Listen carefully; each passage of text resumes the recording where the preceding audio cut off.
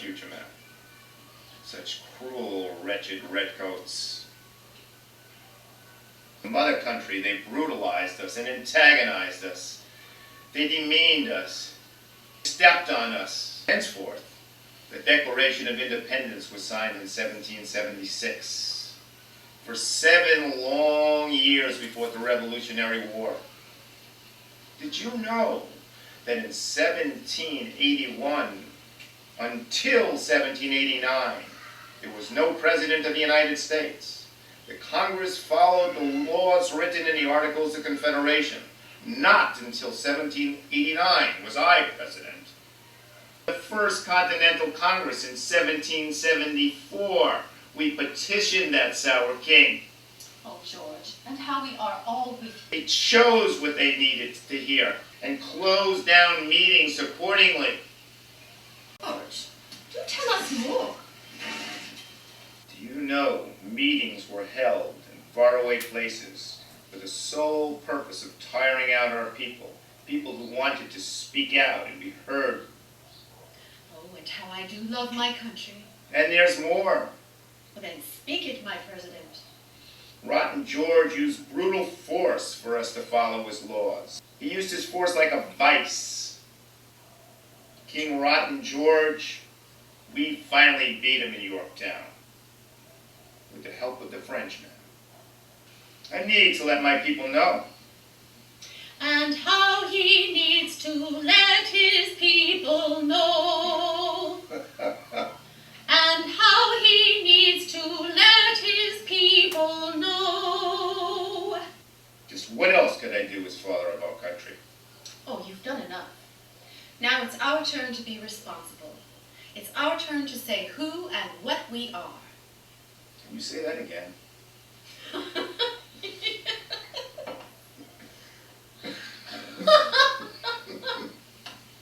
It's time, Mr. President, for us to know who and what we are. It's time, Mr. President, for us to know who and what we are. The people of England in no way, shape, or form spoke up for us to their king. These are all the reasons that we needed to write the Declaration of Independence so the colonies could stand as a sovereign, united nation. Oh, Mr. President. Oh, Mr. President, we declare ourselves free. Free, free of England and its king. It's been a total pleasure meeting you, future. It's been an experience, Mr. President. As father of our country, George battles on with us until today. Day and night his bird fights to rally us together. Only this time it's for snow. The sharpness of our tongues, let the Lord hear our call for snow. 96% of the water flowing into Lake Mead comes from snowmelt that drains into the Colorado River. By holding back the flow of the Colorado River, Lake Mead is one of the largest man-made reservoirs in the world. These views of low water levels at Hoover Dam are as recent as mid-May 2009. In 2004, our carbon dioxide, CO2 emissions from personal vehicles totaled more than 300 billion kilograms. That's equal to the amount of carbon in a train, a coal train, extending around the world 2 full times. We must find an environmentally friendly source of energy that can be used to recharge modes of transportation that will depend on electricity to function. A government that honestly wants real change would be leading us away from oil-driven vehicles. The Hoover Dam was created in the 1930s. It ensures a steady water supply for Arizona, Nevada, California, and northern Mexico. It is currently the 18th tallest dam Dam in the world. During the Roaring '20s, Las Vegas was a tiny town and was in a state of decline. When construction began on the Hoover Dam in 1931, money and people began to flow into Las Vegas. The Hoover Dam was completed in 1935, 2 years ahead of schedule. The South Rim gets less than 16 inches of rain and 60 inches of snow a year compared to the higher North Rim that usually receives 27 inches of rain with 144 inches of snow per year. Much of these differences is due to the fact that the Northern Rim reaches 1,000-foot higher elevation than the South Rim. Cut-out sides of the Grand Canyon were gorged or carved by the Colorado River. Rock layers record much of the early geologic history of the North American continent. A recent study places the origins of the canyon beginning some 17 million years ago. Countries like Iraq and other countries in the Middle East and the Muslim world, they have had decades and decades and decades of trying to achieve independence by throwing out outside invaders, occupiers, colonialists, imperialists. And it was ridiculously naive to think that you could go into a place like Iraq with that kind of history and people would be dancing in the streets to see you come in and liberate them. That was never in the cards. And people should have known that. And they should have acted accordingly. And other productions for Olelo and history. And my theme, of course, is learning from history. How long could a country continue moving forward, keeping its existence, its identity, its nationalism, its spirit, not learning from history? How many mistakes are we allowed? Well, we'll probably find out one day how many we're allowed. Yeah. Welcome to The Source. You're with Matthew Bernstein and Dr. Elton Daniel from the University of Hawaii History Department. Thank you for joining me today. Those in our society who speak how we're going to win this war, how are we going to win this war? And it's not just this year, and it's not just last year or the year before. Major radio hosts that it's this war between Islam and the Western world, and that we have to win this war or it's the end, and it's the Islamic terrorists. It's not like a major issue of Israel and the Palestinian crisis. It's not areas where we could gain communication through the commonalities of religion. It's the Islamic terrorists. Some kind of struggle between good and evil is going on. We're on the good side and there's other people on the evil side, and it's a fight to the death and we have to win. We can't give an inch or all this kind of thing. And I mean, that really has a very... Is that showbiz? That's showbiz. It's showbiz. That's propaganda. That's selling things. And what it does very effectively is to prevent or overshadow public debate over real issues and real concerns. The more we try to portray Iran as an enemy, as a country that needs to be contained, as a rogue state, as part of the axis of evil, all of that, the more we do that, the more difficult we make it for people in Iran to criticize the government or to try to bring about some type of change there, because it looks like they're aiding the enemy.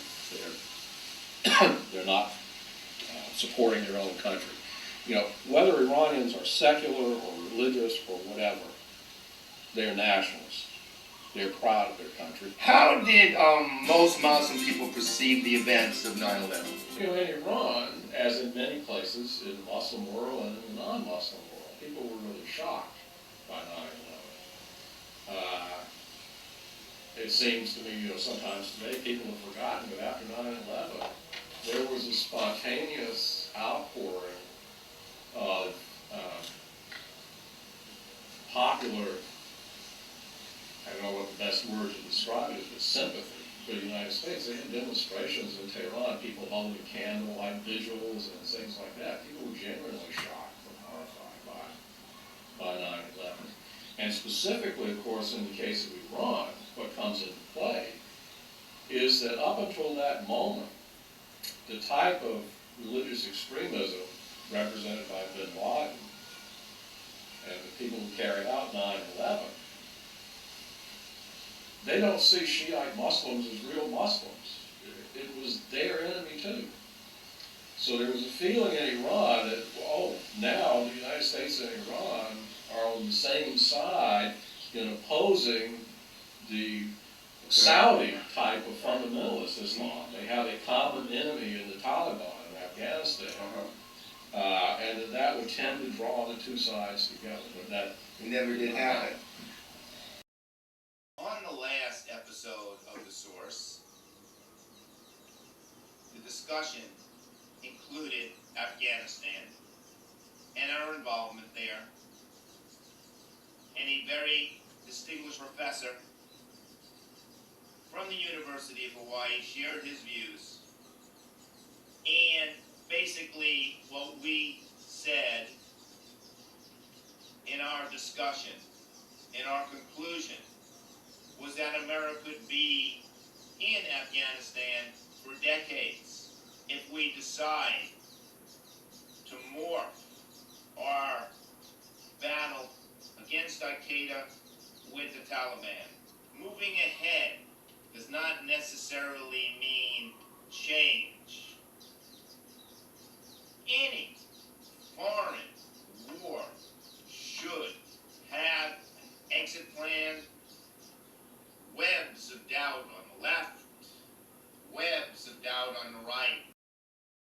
How can anybody from Hawaii not stand for honesty, respect, and integrity? Some things don't change. Progression does not necessarily mean change. Progression means moving forward. Change is when you change everything. Some things don't need to change. You need a solid base, a core, honesty, integrity, respect for things to move forward around. If you change your basic core, what do you have? Some things don't need to change to move forward. There's no doubt. No doubt. Anyone running for office should offer no more and no less than honesty, total honesty in every decision they make. For if they're totally honest, they will be consistent in the choices that they make.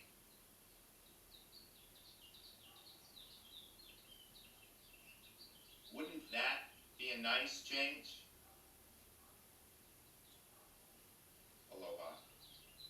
Steve, I want to thank you for letting myself and my wife walk through the farm. It's just absolutely amazing. And the albatross, the little fledgling out there, is a bonus. It's a really, really real experience. We're very isolated here. We have albatross that come every year. We have about 14 breeding pairs now out on our bluff.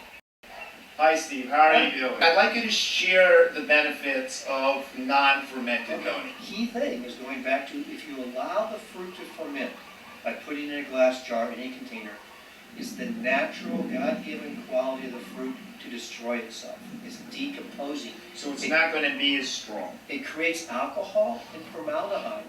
Those chemical reactions with the compounds in the pulp destroy them.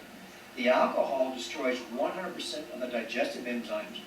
Dr. Brian Issel did FDA research at the University of Hawaii for 8 years.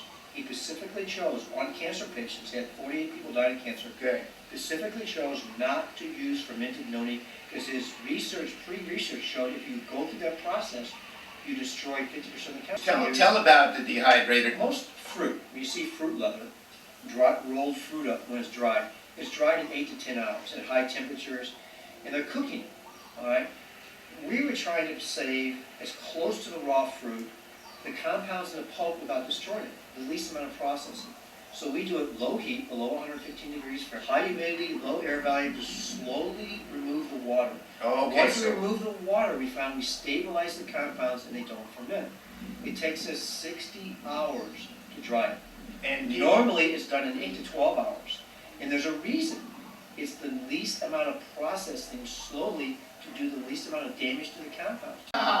stop. I'm amazed you can hear anything I say. You don't want to hear anything I say. Just tell me you're not pregnant. I'm not. Jesus told you, or you know you're I know not. I'm not. So Jesus let you know not to get pregnant, but not to drop out. It's just not fair. You care. I know it's kind of late.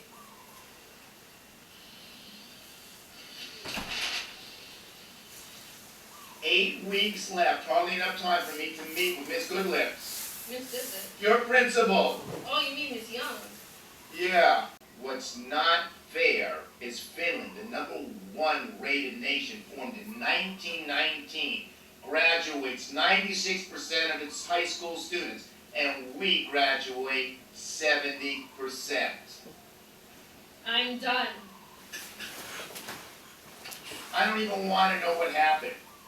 But what happened? I feel all alone. Every time the teacher says this is important, I'm with my friends laughing at it. Find what is important for you to do. Let Jesus lead you to it. You don't believe in the system, do you? Jackpot bowling is your life. Look to find the truth in what you do. To be free with it. To be yourself. What is important is not. I'm always laughing at what is important because I don't feel a part of the system for some reason. So how can I help it? Well, the bottom line is quitting is not an option, even if it's not fair. I'll tell you what's fair. Trying your best to be what you can be. Trying to be that person. That's fair. Miss Goodlips doesn't even know my name. I'm passing. I have no referrals. I'm just hanging out with friends who feel the same way I do. Who? You don't know them. Where does the system start going wrong? When people start to think that they don't need to meet it halfway. When they start thinking their problems are so damn special. The system needs to understand that not everyone is college material. Children in Finland attend either an academic program, 53%, or vocational program, 47%. This flexibility results in 96% graduation rate. And we can only conclude that having faith in the system helps perpetuate it. Thank you for listening.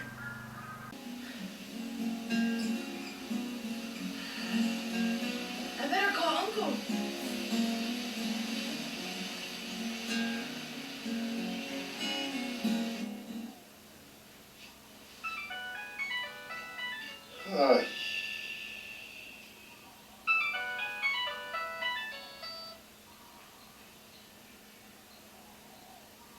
Hello. I found him! Found who? Who are you talking about? Mr. Wright, the guy who will be there for me through thick and thin. They don't need each other, that's why. What are you talking about, Uncle? I'm working on this script for a show. You know, in 1776, the divorce rate in Massachusetts and Georgia, 2.4%. And now, 50%. Uncle, I know it's him. Let the light in, girl. Let the light in. In this absolutely ridiculous world, you think Mr. Wright's going to be there for you? Yeah, I believe. We're practically soulmates. Yeah. Meaning he's gotten this and that, yeah? No. Why do we have to fight about my being happy? You're so happy. You're so happy with what you think you want. Love and life is not so black and white. You're in love, sweetheart, with the idea of being in love. Love finds you. You don't make love happen. It's true though. You want it to be true. How does anyone know? We'll make it. We'll try. You're in love with the idea of being in love. And I've been in love with an idea for a long time. What makes him so right? Everything that he is. You're supposed to be asking me why. Why the 2.4%? Why the 2.4%? Because they needed each other back then. That's And he why. says he loves me. Of course he says he loves you. You're beautiful. We're ready to take the chance. You don't control love, girl. You control yourself. You're just plain crazy. And what's wrong with lovers in love? Have you forgotten? Love lets you try to understand, and I'm trying to understand. You're philosophizing. When is love right? Love? Love simply is, girl. You have the wrong idea of us. Your ego is saying this love of yours is so right, girl. God. Just wait till you run out of forgiveness. Wait till you run out of forgiveness and he's just some guy. But that can happen to anyone. How do you know we don't need each other? You haven't given me not one reason why you need him. Not one reason why you need him and he needs you. But we all need to feel like we can control our lives. It's my choice. And love simply is. Yeah, and that's it. You're just trying to go out and make it on your own. But isn't that what life is all about? No. Finding your courage. That's what life is all about. That's what I'm talking about. Finding your courage. But what does that have to do with needing each other? You're just afraid of seeing me get hurt. Yeah, maybe I'm afraid of seeing you get hurt a little bit. But making a difference in this world, that's what it's all about. Anybody could go out and try to make some money. Yeah, go out and try to make a difference. Go out and try to change this world for the better a little bit. That's the test of a relationship. To think together, to plan together, to work through your frustrations together, to need each other, to sew the relationship together with your need. That's what keeps relationships together. Make a difference. Make yourself, I think. Make yourself want to make it work and make a difference. Brings you together, just like in the old days. They needed to survive. They needed to make a difference to survive. What's wrong with being lucky? Have you forgotten? Are you afraid I might lose? Oh, Lord. If you're living for him, well then, fine. Life fills us with a passion to go on when we feel we're on the right path. But if we finally notice that we're on the wrong path, hey, life can break us down real fast. But how does anybody know until they try? Generation is impossible. Hey, listen, I'm sure he's a perfect gentleman. You just don't think he loves me.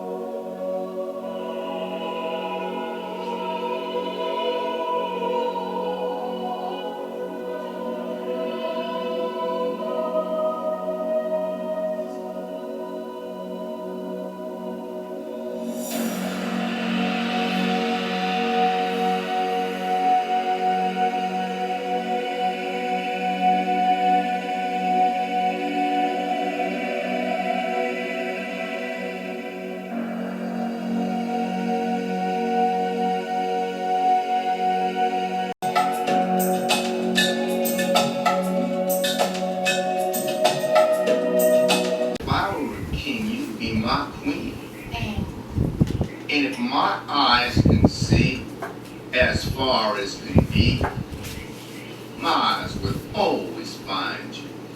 Where? With me, at the end of the rainbow. No, at the beginning of each new time we shall meet. And I will be there. Oh yes, pretty woman, oh yes. You've lost my friend. Don't tell me I haven't found you. You're confused. If I were king, you'd be my queen. Of what? A place where a man could feel alive. Being there. Everywhere. Just with the thought of you. Please don't tell me life would be crazy without me. Life would be crazy without you. You're a dreamer, my friend. I know just how real you are. You do. To me. You are not a king, my friend.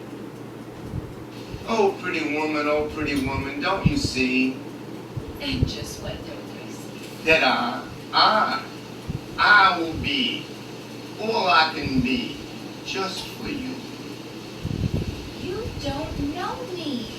Close your eyes to your tears.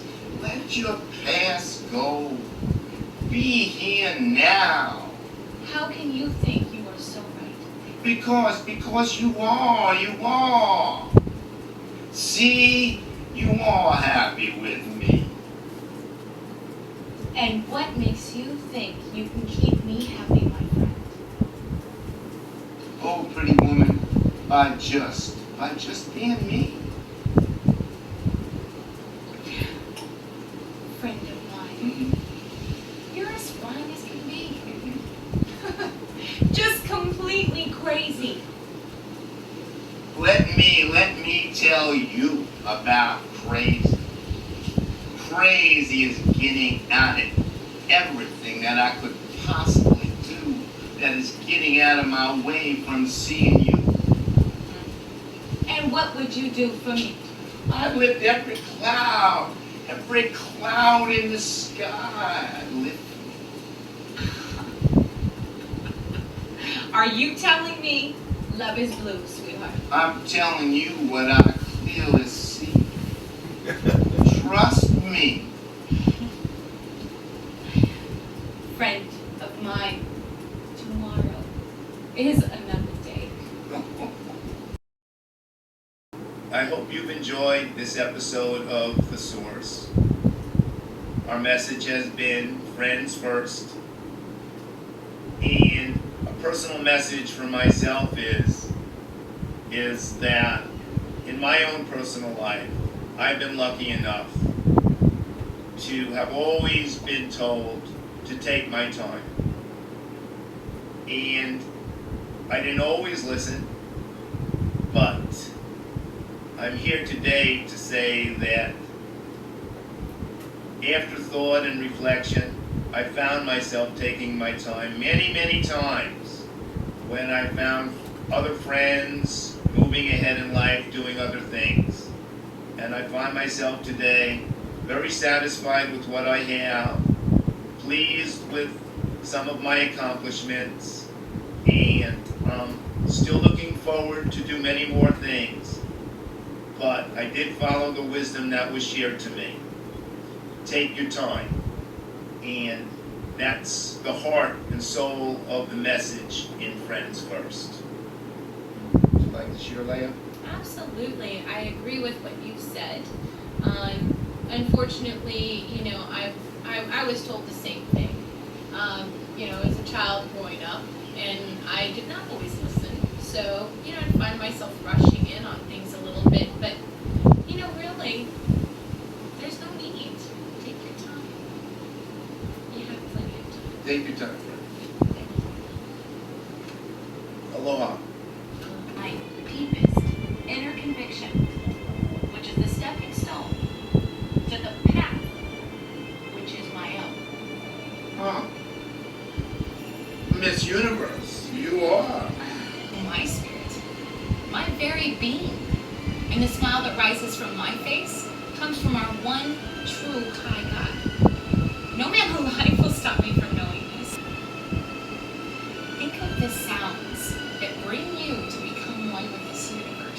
yes, oh yes. Listen for them? I do listen, Miss Universe. And I hear you. Do you also hear the cooling breeze? The ocean resting upon the beach? Your woman asking you for me. Yes, Miss Universe. But do you also hear your inner conviction that confirms the path that you are on is your own? Wait a second. Are you saying my deepest inner conviction is the stepping stone Yes. that confirms Yes. the path I am on is my own? Yes. Oh. Thank you, Miss Universe. Wait a second. Are you saying my deepest inner conviction is the stepping stone Yes. that confirms Yes. the path I am on is my own? Oh. Thank you, Miss Universe. Thank you, Miss Universe. Let your spirit into your heart. Become one with it. Experience. Raise your judgment of our troubled world even higher, but naturally. Let your spirit into your heart. Become one with it. Experience. Raise your judgment of our troubled world even higher, but naturally. Okay. I understand you, Miss Universe. Don't be afraid of who you are. Oh boy, what a trip. I get it, Miss Universe. God judges us, but not before we judge this universe and this world that we live in. Listen, we need to listen to our deepest, innermost conviction. Yes. And then choose whatever it is that's real or strange that allows you to choose your path of life. Is Messiah fellow? How did you get the title? We all want to have a big, strong friend, don't we? The title, it just came to me one day. But how is this the first time I'm hearing it? I offered my voice. And if it worked for me, it will work for you. And you turn it on when it suits your needs. I'm just a person. So how do I get there? Okay, you're serious. I really believe you're serious. Will you meditate with me? Yeah. Okay. Yeah, let's meditate. Let's just get down to God. Let's just meditate. Don't try to say your inner voice. Don't try to say it. Just hear it. Just hear it. Listen. Listen. Don't be so busy with all of your thoughts about what you're going to be doing later. Don't try to impress anybody with what you're going to say. Totally bring your spirit. Bring your spirit in toward your inner voice so you can hear it. You need to move with your spirit past your ego. Bring your spirit towards your inner being. Relax your body. You're going to find this universal oneness with our inner being, with our spirit, with our relaxed body. And we're going to give power to God. We're just going to listen, meditate,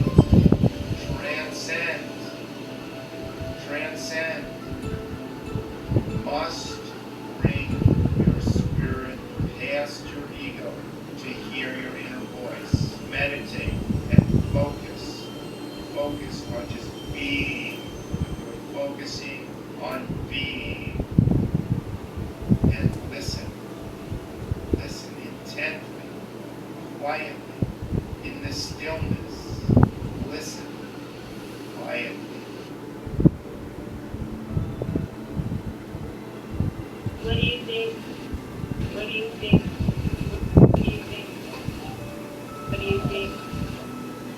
What do you think? You're like so 180. I like it. How can I have a mantra I don't even know about? Believe me, it's there. And it's what makes us defensive. It's what makes us, motivates us. It's what makes us reluctant. It's how God sees us. It's what sets the angle and the perception.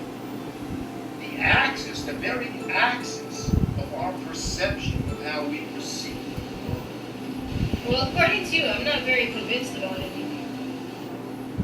Anyway, it's not all about reading psyches. It's not all about reading psyches. It's about how we can make our will to serve stronger. Okay.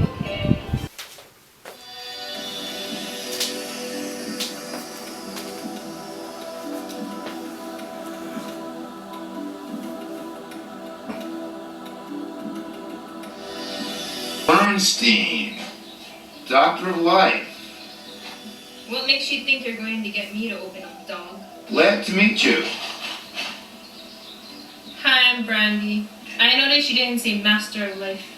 First impressions hard to change, you know. Why bother worrying about it? It is what it is. Soon I will be a match for an image in your psyche. And I'd rather not be a dog. I didn't actually say that. I'm largely a mirror for your reflections. I substitute your thoughts Look at him wagging his tail. with suggestions. Not everybody is going to open up. I just would rather not butt heads. I don't like men much. Even if she is not right, don't argue, man. Imposing awareness doesn't lead to change. Connect. We're not all the same. What a train dog. Some people would rather not open up, say much about themselves, because they're stuck. If she's going to keep you in the category of bad guy, you're done. Be real. Let her choose. Let her use the 5-minute rule and have a free pass out. When was the last time you changed? More what you are, but not because of your age, because of how you've learned to be. I get to dislike guys really fast. And how do I fit into the scheme of things?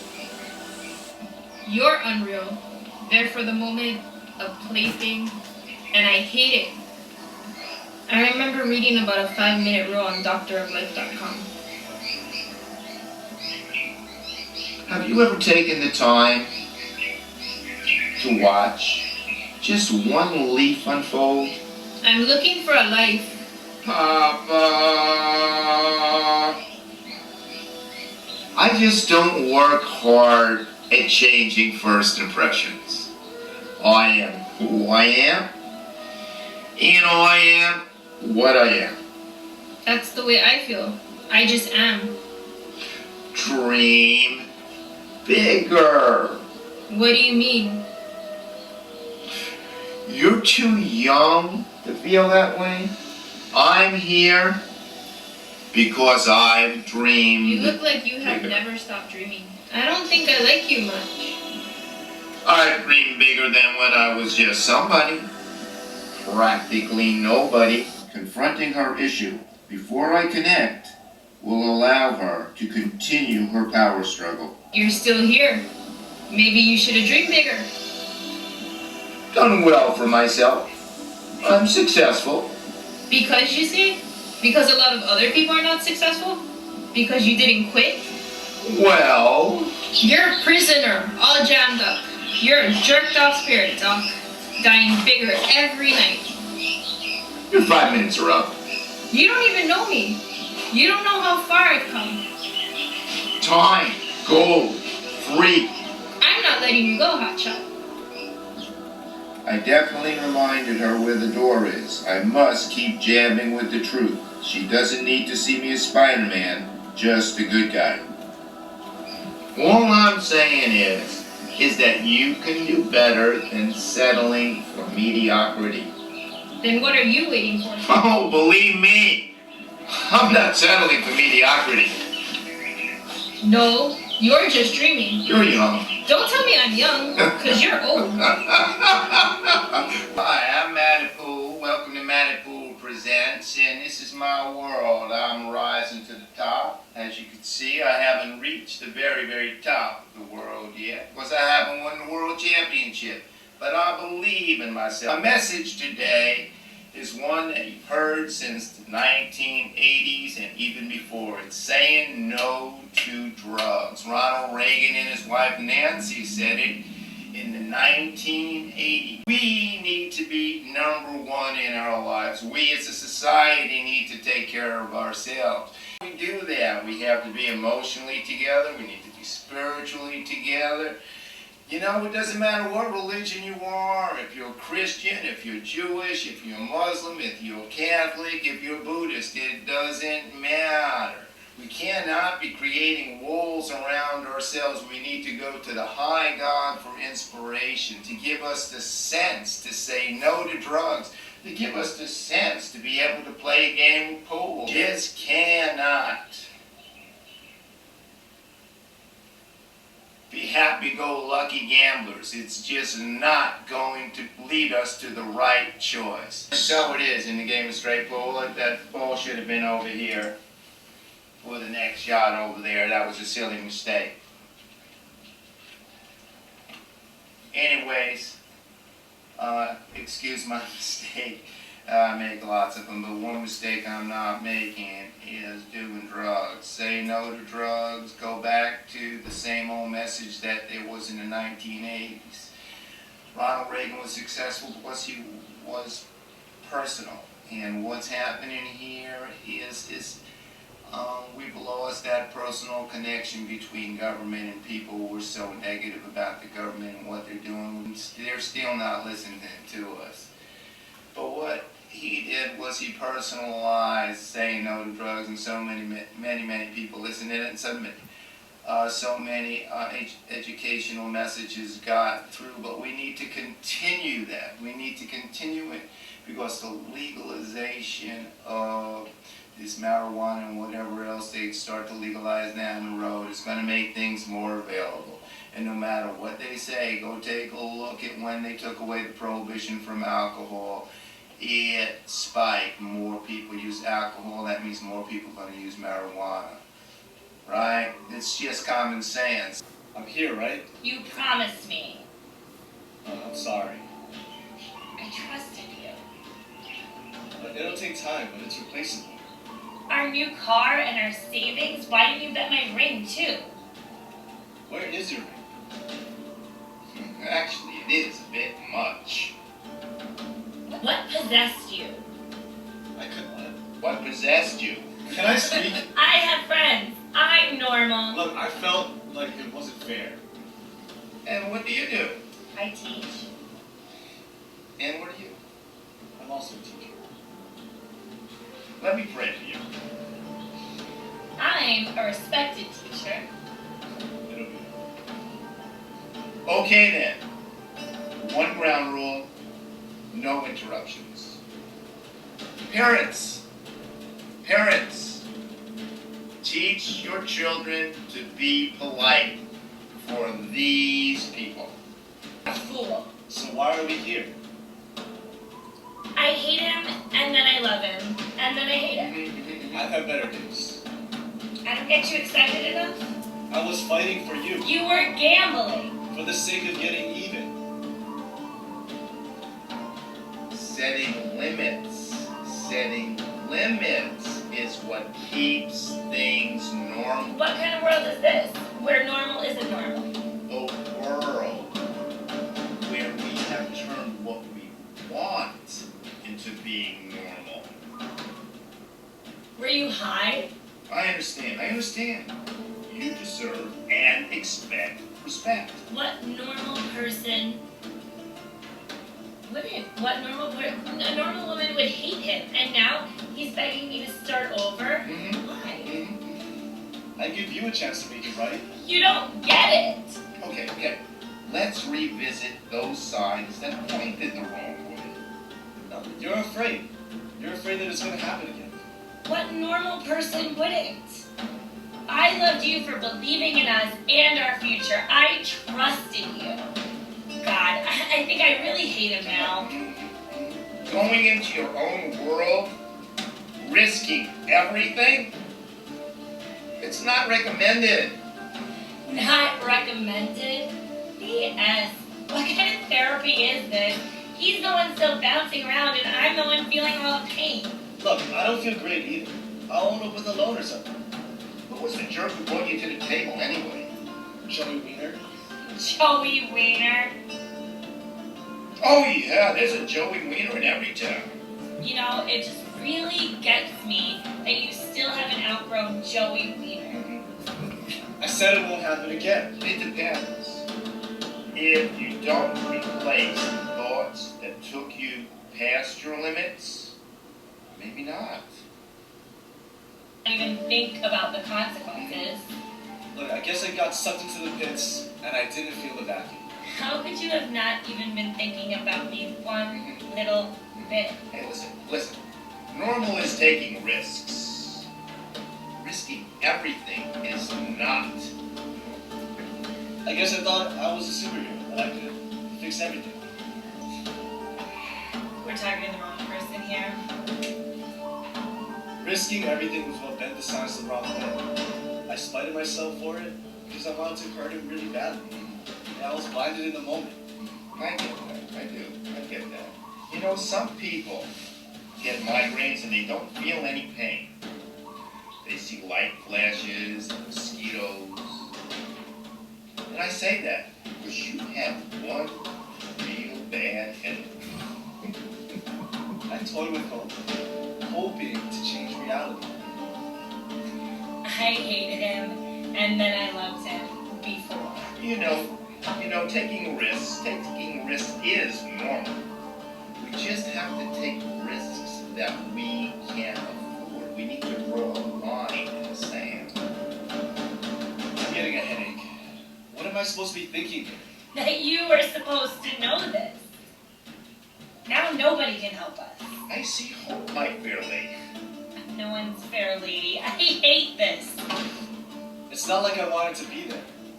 All those signs that pointed down the wrong way was really resonated with you and Joey Wiener. And now you forced me to come here? Why? You found him on drlife.com. You! Oh, well, listen. It's hard to change what we have forgotten. And it's good you can still see Joey Wiener still standing there. Am I in therapy? Hey, I'm not selling burgers, buddy, and it's clear she's not sweating. Listen, we're talking about setting limits, speed limits, drinking limits, gambling limits, investment limits. Without a certain degree of repression, all is insanity. Setting limits is what keeps